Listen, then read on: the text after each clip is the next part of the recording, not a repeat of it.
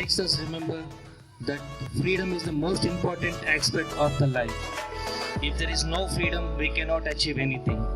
Our freedom fighters, our people have sacrificed their life for this independence.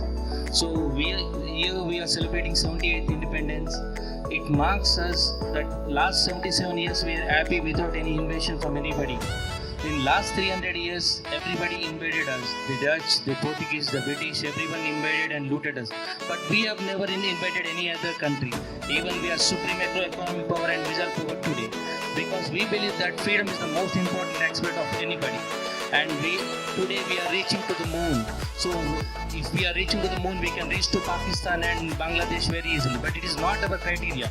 Our criteria is only to develop and to become a developed nation. India means independent nation declared in August. That stands India. So here each and every one with education is the most important weapon which you can change the country and yourself. Here whoever sitting in front of me can become scientists, doctors, police and teachers, nurses, everybody with which you can have a positive impact in the country and to the nation. So I wish and everyone wonderful evening and wonderful day. And extraordinary performance done by all the students here. Jai Hind, Jai Hind.